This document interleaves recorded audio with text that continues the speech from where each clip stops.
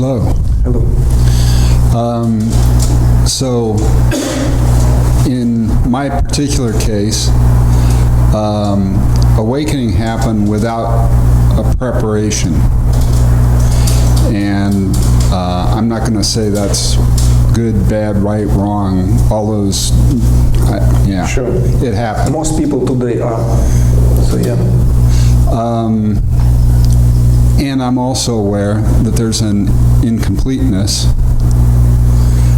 but the impulse to continue with this process, if you can even call it that, is there. What would you say to a situation like that?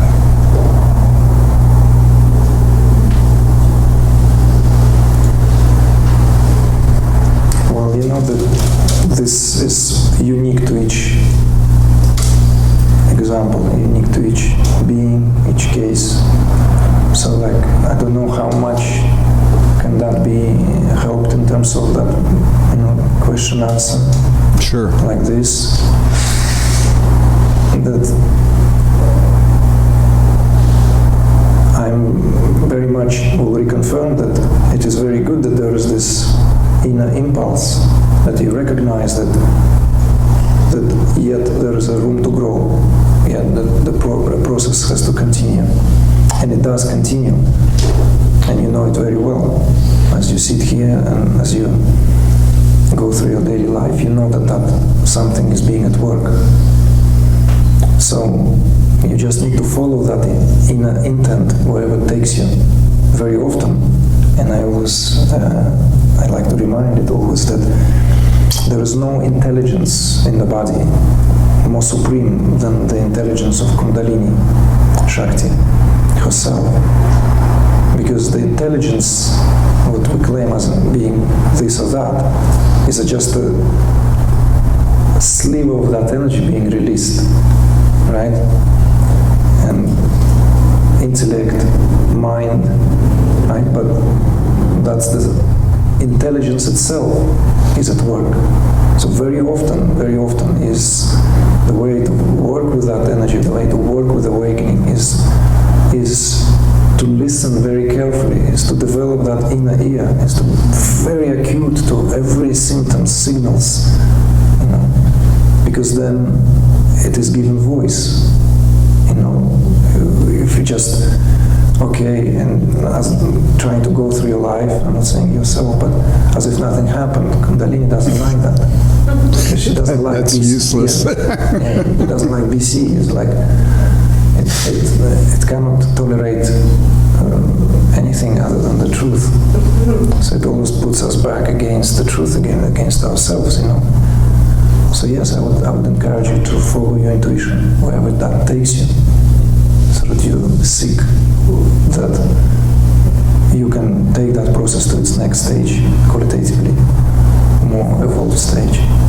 But it will expand itself, sort of like sometimes people ask, so how long have I got, more? It started feeling that we don't have a choice anymore. Yeah.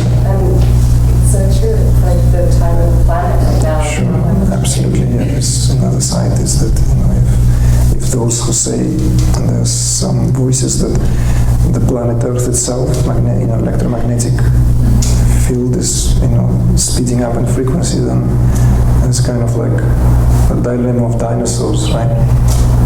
To stay or to go. So as simple as that.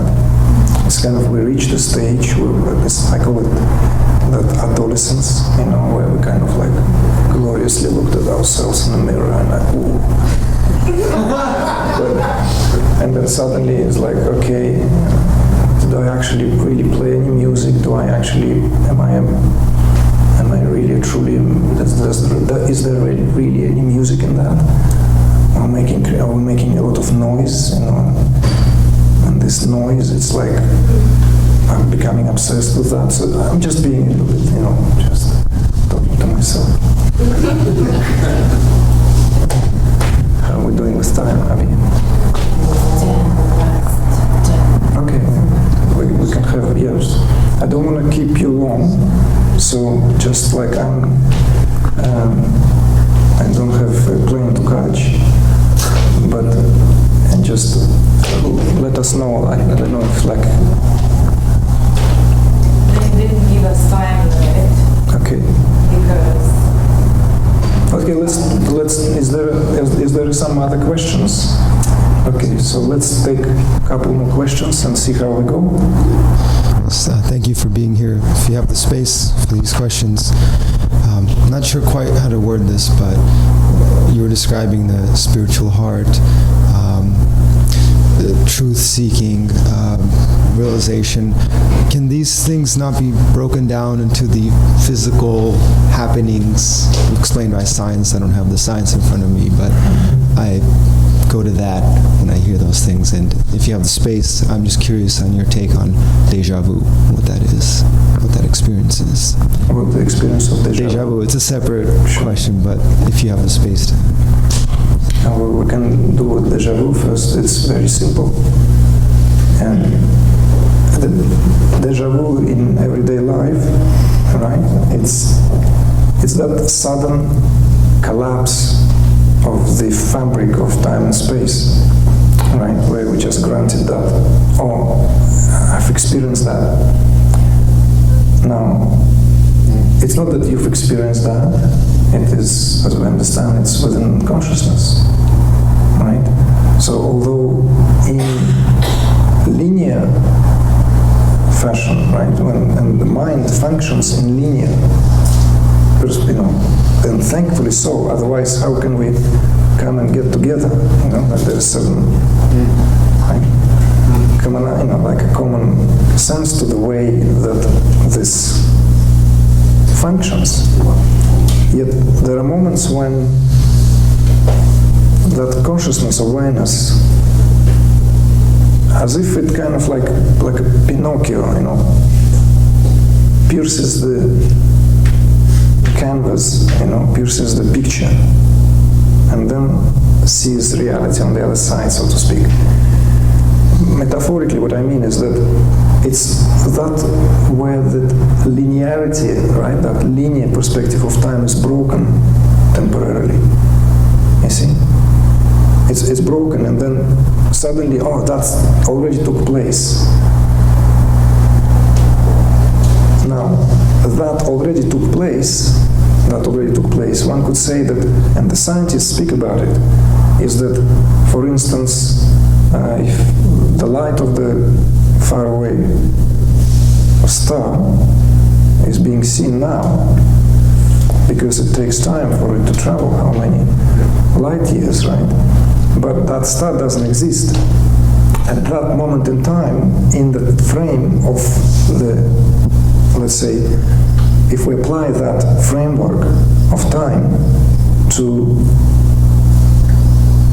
that star, like let's say our Earth time, that star is non-existent at this very moment, but we can perceive that star, right? Just like the sunset, it takes what, 8 minutes? Right? We still see it in our retina, through our retina. But factually speaking, sun is already set, or the Earth is already rotated. Because there is still this traveling business, right? The waves, that are still traveling to hit the retina and give that information. This is a phenomenon of perception. So that example with that non-existent star at that moment when it's still being perceived on our night skies, right? How do we understand that?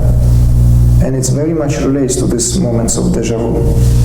So we could say that this entire universe, as it is, with its past, present, and future, so to speak, it all exists simultaneously. Right? All simultaneously. And this moment sometimes being experienced momentarily. And that's what deja vu is, but it's very short. And I want to give you some personal experiences, and I know of people, is that, interestingly enough, when in the progressive stages of awakening, a lot is being experienced as deja vu. A lot, like the prolonged periods, you know. Literally, like you go through and it's like it's all took place. I swear on my life, it's all happened, you know. You open your mouth and say the right line or the wrong line, and the hand goes and takes the wallet and gives the cash, and you walk away with whatever, and you make your pasta at home. It all happened, you know. It's like deja vu. You know, I don't want to say if it's nice or not. You know, I prefer reality as it is now, you know. So it has this wonder, right? Rather than, okay, it's all happened, you know. Where's the fun? It's like watching the movie for the fifth time, you know. And where you started your question,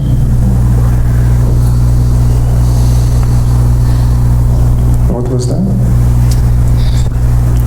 Can all the, what I imagine esoteric things that you speak of not be just broken down into like the sign, just the physical phenomena in the body?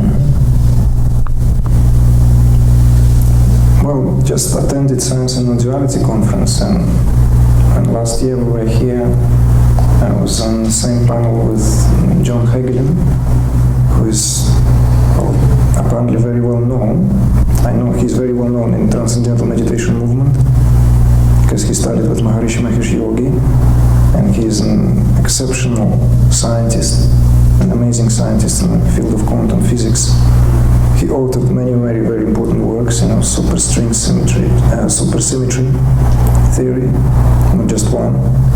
And I'm not versed in science. I just understand very, very, like on a very basic level. But even in my talks with John, kind of not on the panel, but you know, that John, although like you know, science is his domain, and that's where he feels very comfortable, he still feels that it's just like baby steps in terms of quantifying, right? That which is what is actually could be directly perceived in that, or during these altered states of consciousness. So that poses some kind of like questions whether maybe a science today, as we know it, is even incapable, because it's a very different science.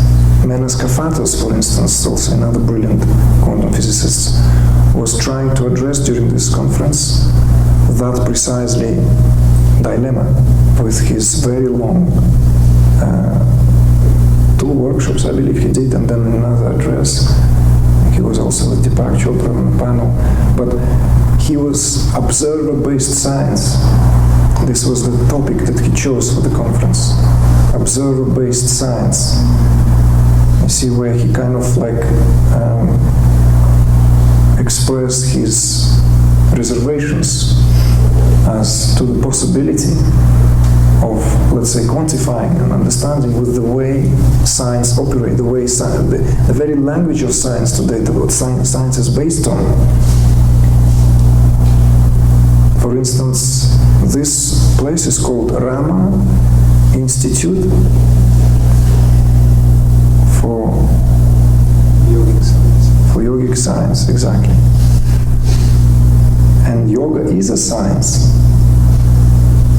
Yoga is the branch of yoga, right? In the darshanas, right? The darshanas, the 6 systems of Indian philosophy: Nya, Vaisheshik, Samkhya, Yoga, Karma Mimamsa, and Vedanta. 6. Yoga, it's the verification of the knowledge gained in Samkhya through direct experience, through direct partaking. So it's a science, but from a qualitatively different perspective. What is gained in Samkhya and all systems of Indian philosophy, every esoteric spirituality born in the Indian subcontinent, one way or the other linked to Samkhya. You take Ayurveda, it's based in Samkhya. You take any other branch of science, any other Vedic science, Buddhism, doesn't matter. It will take you all the way to Samkhya. But it is through yoga that Samkhya is fully verified. What is being postulated in Samkhya being then lived directly, experientially, through the science of yoga. So science here has a qualitatively different approach, meaning, flavor, everything. Because there is no such thing like independent kind of scrutiny that goes on. You are the one who is doing it, and you are the one to whom it happens. So it's a science of consciousness. And science of consciousness is the only approach to study consciousness. Because what spirituality is, it's a study of consciousness. So the conscious thing itself. Yeah. Okay. Sure, it's a good place to view it as well. Why not? Yeah, to bring yourself back to that kind of, it all happens within the domain of consciousness. Where else? I think it's very funny.